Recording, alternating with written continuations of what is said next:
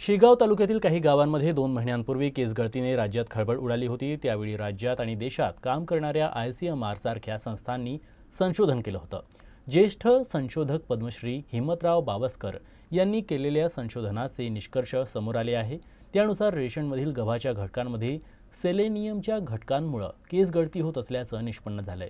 शेगाव तालुक्यातील अनेक गावांमध्ये 2 महिन्यापूर्वी झालेल्या केस गळतीने राज्यात खळबळ उडाली होती आणि त्यावेळी राज्य आणि राष्ट्रीय स्तरावर काम करणाऱ्या ICMR सारख्या संस्थांनी सुद्धा संशोधन केलं।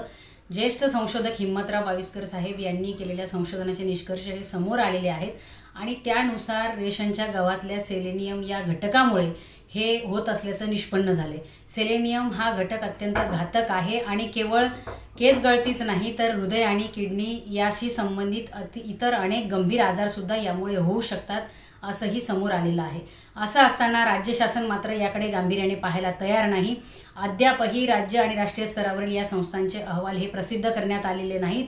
एवढंच नाही तर सेलेनियम युक्त गव्हाचं वितरण जे झालेलं आहे तोही गहू अजून जप्त करण्यात आलेला नाही। जर खरोखर हा गहू घातक असेल तर राज्य शासनाने जनतेच्या आरोग्याशी खेळ खेळणं थांबवलं पाहिजे आणि वितरित केलेला हा सेलेनियम युक्त गहू हा ताब्यात घेतला पाहिजे, जप्त केला पाहिजे, जनतेला चांगल्या दर्जाचं गव्हाचं वितरण केलं पाहिजे आणि जनतेच्या आरोग्याशी खेळणं थांबवलं पाहिजे।